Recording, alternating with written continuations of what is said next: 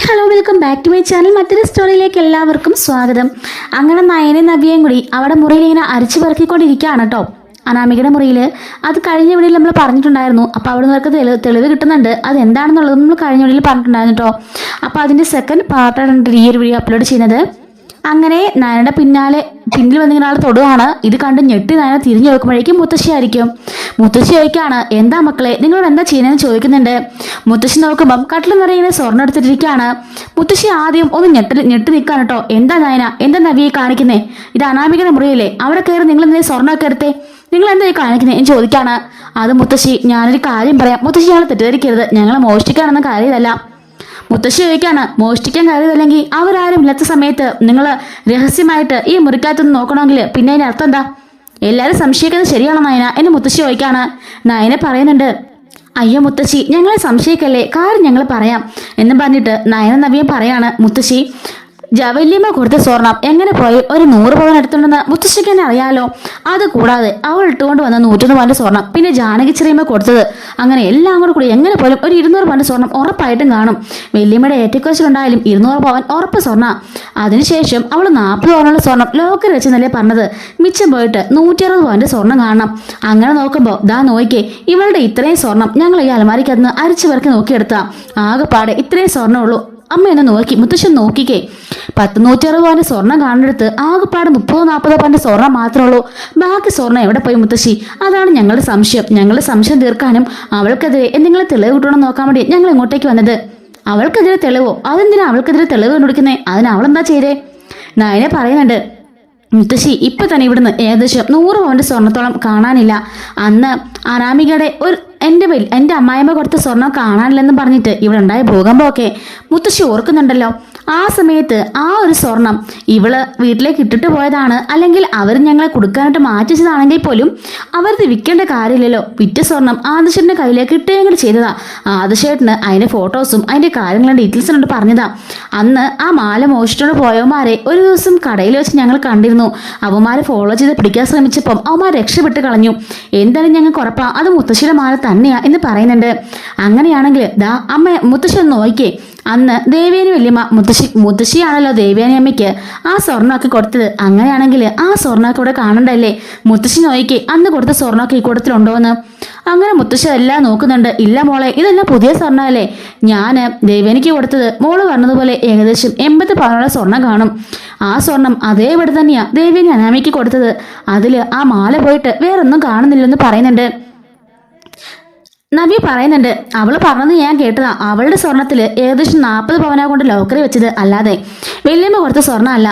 ഇവിടെ നോക്കിക്കേ, വല്യമ്മ കൊടുത്ത സ്വർണവും കാണുന്നില്ല, അവള് കൊണ്ടുവന്ന ബാക്കി സ്വർണവും കാണുന്നില്ല. ഇത് നോക്കിക്കേ, ഏതാണ്ട് കുറച്ച് വളകളും മാലകളും അവൾക്ക് ഡെയിലി യൂസ് ചെയ്യാൻ പറ്റിയത് മാത്രമേ ഉള്ളൂ, ബാക്കി ഒന്നും തന്നെ ഇവിടെ ഇല്ല. അത് തന്നെയാണ് മുത്തശ്ശി ഞങ്ങൾ പറഞ്ഞത്, ഞങ്ങൾക്ക് അവളെ സംശയമുണ്ടെന്ന്. ഞങ്ങളിപ്പോൾ ഇങ്ങോട്ടേക്ക് വന്നതേ ഉള്ളൂ, ഞങ്ങൾ അന്നേരം ഒന്നും എടുത്ത് മാറ്റിയിട്ടുമില്ല. മുത്തശ്ശി തന്നെ ഇത് കാണാം, ഇതാ ഞങ്ങൾ ഫോണിൽ വീഡിയോ എടുത്ത് വെച്ചിട്ടുണ്ട്, ഇത്രയും സ്വർണ്ണേ ഉള്ളൂ എന്ന് പറഞ്ഞിട്ട്. സത്യം മുത്തശ്ശി ഞങ്ങൾ പറഞ്ഞത്, ഇത് മനഃപൂർവ്വം അവൾ തന്നെ അവളുടെ വീട്ടുകാർക്ക് കൊടുത്തു വിട്ടതാ. അപ്പോഴേക്കും മുത്തശ്ശി ചോദിക്കാണ്, അതിന്റെ ആവശ്യം അവൾക്ക് എന്താ മോളെ? അവർക്ക് ഇഷ്ടംപോലെ സ്വത്തും സുഖമൊക്കെ ഉള്ളതല്ലേ, പിന്നെ എന്തിനാ അവർക്ക് ഈ സ്വർണം? നയനെ പറയാണ്, മുത്തശ്ശി അന്ന് ആ കല്യാണത്തിന് അന്നേ ദിവസം ഒരു സംഭവം ഉണ്ടായി. അനാമികയുടെ അച്ഛനെ ഒരാൾ വിളിക്കാണ്, ഒരു കൂട്ടുകാരനാണ്, അത്യാവശ്യമായിട്ട് വെളിയിലേക്ക് പോകണമെന്ന് അദ്ദേഹം പറഞ്ഞത് മുത്തശ്ശി ഓർക്കുന്നുണ്ടോ? ആ ഓർക്കുന്നുണ്ട്. ഏത് ദൂരെ നിന്ന് കൂട്ടുകാരനാണെന്നും പറഞ്ഞ് മുഹൂർത്ത സമയത്ത് പോയതല്ലേ? അതേ മുത്തശ്ശി, വിളിക്കാനായിട്ട് കുറെ നേരം കഴിഞ്ഞിട്ടും ആ വേണുവെങ്കിൽ വരാത്തത് കാരണം ആദിശേട്ടൻ പിന്നാലെ പോയി ഓർക്കുന്നുണ്ടോ? എന്നിട്ട് ആദിശേട്ടൻ അവിടെ ചെന്നപ്പോഴേക്കും ഏതൊരു കൂട്ടുകാരാണെന്ന് പറയുന്ന ഒരാള് അയാളുടെ ആ ഷർട്ടിനെ കുത്തി പിടിച്ചിരിക്കുകയായിരുന്നു. ഷർട്ടിനെ കുത്തി പിടിച്ചിരിക്കുകയായിരുന്നോ? അതേ മുത്തശ്ശി. എന്നിട്ട് ആ വേണുവെങ്കിലോട് ഇങ്ങനെ പൈസയുടെ കാര്യം സംസാരിച്ചുകൊണ്ടിരിക്കുകയായിരുന്നു. വേണുവെങ്കിൽ പറയാ അവസാനം ഉരുണ്ട് കളിക്കായിരുന്നു. ആദിശേട്ടനോട് പറഞ്ഞു, എന്തോ ഓഫീസിലേക്ക് കടം കൊടുക്കാനുള്ള ഒരാളാണ്, അയാൾ എൻ്റെ കയ്യിൽ പൈസ മേടിച്ചിട്ട് മുങ്ങി നടക്കാണ്, ഇപ്പോഴാണ് കിട്ടിയത്, ഞാൻ അയാളെ ഷൗട്ട് ചെയ്തതാ, ഇപ്പതേ അന്നത്തെ പലിശയും കൂട്ടി വേണമെന്നൊക്കെ പറഞ്ഞിട്ട് അയാൾ ഉരുണ്ട് കളിക്കായിരുന്നു. അയാൾ പറഞ്ഞതൊന്നും ന്യായമില്ലായിരുന്നു. അതാ മുത്തശ്ശി ഞാൻ പറഞ്ഞത്, അവർക്കിടയിൽ എന്തോ ഒരു ദുരൂഹതയുണ്ടെന്ന് ആദിശേട്ടൻ അന്നേ പറഞ്ഞു. പൈസക്കാര്യം ഇവരിത്രയും അങ്ങനെ പൈസ ഉള്ളതെന്ന് തോന്നുന്നില്ല, അവരെന്തൊക്കെയോ മനഃപൂർവ്വം നമ്മളെല്ലാം പറ്റിക്കുകയാണെന്ന് ഒരു തോന്നലുണ്ടെന്ന് ആദിശേട്ടൻ പറഞ്ഞായിരുന്നു എന്ന് പറയുന്നുണ്ട്. അതാ മുത്തശ്ശി ഞങ്ങളുടെ സംശയം, ഈ സ്വർണം മുഴുവൻ ഇനി അവളുടെ വീട്ടുകാർക്ക് കൊടുത്താണോ എന്ന്, അനാമിക കൊടുത്താണോ എന്ന് നയന മുത്തശ്ശിയോട് പറയുന്നുണ്ട്. നവി പറയാണ്, മുത്തശ്ശി നമ്മൾ ആരും അറിയാതെ മറ്റു പലതും ഇവിടെ നടക്കുന്നുണ്ട്. അന്നേ ദിവസം തന്നെ ഈ ആദർശ് ചേട്ടനും നയനയും കൂടി ഹണിമൂൺ ട്രിപ്പ് പോകാൻ സമയത്താ അവളുടെ അമ്മയെ വിളിച്ചിട്ട് അവൾ എന്തൊക്കെയോ പറഞ്ഞത് കേട്ടത്. അപ്പൊ തന്നെ അവളുടെ അമ്മ വന്നിട്ടാ വലിയമ്മ പിരികേറിട്ട് പോയത്. പിറ്റേ ദിവസം തന്നെ എല്ലാവർക്കും പായസത്തില് ആ മരുന്ന് കലക്കിയപ്പോ തന്നെ അവളുടെ അമ്മയോട് വന്നിരുന്നു. അമ്മ ഓർക്കുന്നുണ്ടോ എന്ന് ചോദിച്ചാണ്. അതുപോലെ തന്നെ ആ സ്വർണം കാണാതെ പോയതിന്റെ തലേ ദിവസവും അവളുടെ അമ്മ അച്ഛനും വന്നിരുന്നു. മുറിന് പുറത്തേക്ക് പോയപ്പോ സ്വീറ്റ് ആണെന്ന് പറഞ്ഞ് ഒരു ബോക്സ് കൊണ്ടുവന്ന് മുത്തശ്ശി ഓർക്കുന്നുണ്ടെന്ന് ചോദിക്കാണ്. അതുപോലെ തന്നെ അവൾ ഒരു പ്രാവശ്യം വീട്ടിലേക്ക് പോയപ്പോഴും അവളുടെ ബാഗ് നിറയെ സ്വർണം കൊണ്ട് പോയത് മുത്തശ്ശി ബാഗിനകത്തുനിന്ന് സാധനം കൊണ്ട് പോയത് മുത്തശ്ശി ഓർക്കുന്നുണ്ടെന്ന് ചോദിക്കാണ്. അതാ മുത്തശ്ശി ഞങ്ങളെ പറഞ്ഞത്, ഞങ്ങളെ കള്ളികളാക്കി ഇവിടെ എല്ലാവരും ചിത്രീകരിക്കുക, അതിൽ ഞങ്ങൾക്ക് വിഷമമുണ്ട്. ഞങ്ങളുടെ അച്ഛനെ അവൾ ജയിലിൽ കയറ്റി നോക്കിയതല്ലേ, അതുകൊണ്ടാ പറഞ്ഞത്. എന്തായാലും ഈ പരിപാടി എന്തായാലും എന്റെ അമ്മായിമ്മ ചെയ്തിട്ടില്ലെന്നുള്ള കാര്യം എനിക്ക് ഉറപ്പാ. അവരെന്തായാലും ഈ സ്വർണ്ണം എടുത്തിട്ടില്ല. ഇത് പോയിട്ടുണ്ടെങ്കിൽ അതിന്റെ പൂർണ്ണ ഉത്തരവാദിത്തി അനാമിക തന്നെയാ എന്ന് പറയാണ് നവ്യ. മുത്തശ്ശി പറയുന്നുണ്ട്, എനിക്കിതൊന്നും അങ്ങോട്ടേക്ക് വിശ്വസിക്കാൻ പറ്റുന്നില്ല. ആ കുട്ടി അങ്ങനെ ഒരു കുട്ടിയാണോ? കണ്ട ഒരു കൊച്ചു കുട്ടിയല്ലേ, പക്വത കുറവുണ്ടെന്നല്ലേ ഉള്ളൂ. അപ്പോഴേക്കും നായനെ പറയുന്നുണ്ട്, അങ്ങനെ ഞങ്ങളും കരുതി നിന്ന് പക്വത കുറച്ചുള്ള ഒരു കൊച്ചുകുട്ടിയാണെന്ന്. പക്ഷെ അവരുടെ പ്രവൃത്തികളൊന്നും പോകുന്നത് അങ്ങനെയൊന്നും അല്ല. അനിയോട് ആ കുട്ടിക്ക് തീരെ സ്നേഹമില്ല. അനി ഇപ്പൊ കവിത എഴുതുന്ന കാണുമ്പം ആ കുട്ടി ദേഷ്യപ്പെടുക, ഓരോന്നും പറഞ്ഞ് ബഹളം വെക്കുക. അനിയോട് പറഞ്ഞിരുന്നു പോലും സ്വത്ത് കണ്ടിട്ടാ കിട്ടിയത്, അല്ലാതെ അവനെ കണ്ടിട്ടല്ല വിവാഹം കഴിച്ചെന്ന് അവന്റെ മുഖത്ത് നോക്കിയ പെൺകുട്ടി പറഞ്ഞു എന്ന് പറയാണ് നായന. മുത്തശ്ശി പറയാണ്, നേരത്തെ നിങ്ങൾ നന്ദുവിന്റെ കാര്യം പറയുകയാണെന്നുണ്ടെങ്കിൽ ഈ പ്രശ്നം വലിയ ഉണ്ടാവായിരുന്നു എന്ന് ചോദിക്കാണ്. നയന പറയുന്നുണ്ട്, അനിയും നന്ദുവും തമ്മിൽ നന്നായിട്ട് സ്നേഹത്തിൽ ജീവിച്ചേക്കാം, പക്ഷെ ബാക്കിയുള്ളവരുടെ കാര്യം അങ്ങനല്ലല്ലോ. പിന്നെ ജീവിതകാലം മുഴുവനും അതിന്റെ പേരിൽ ഞങ്ങൾ കുത്തുവാക്ക് കേൾക്കുകയും വേണം. അച്ഛനും അമ്മയ്ക്കും പിന്നെ ഒരിക്കലും ഇങ്ങോട്ടേക്ക് വരാനും പറ്റില്ല. ഞങ്ങളെന്നും ഇവിടെ കുത്തുവാക്കും കേട്ട് ഒരു കള്ളികളായിട്ട് ജീവിക്കേണ്ടി വരില്ലേ മുത്തശ്ശി, അതിലും നല്ലത് ഇത് തന്നെയാണെന്ന് പറയാണ്. മുത്തശ്ശി പറയുന്നുണ്ട്, എന്തായാലും നിങ്ങൾ എത്ര പെട്ടെന്ന് സ്വർണ്ണമൊക്കെ എടുത്ത് പറക്കി വെക്ക്.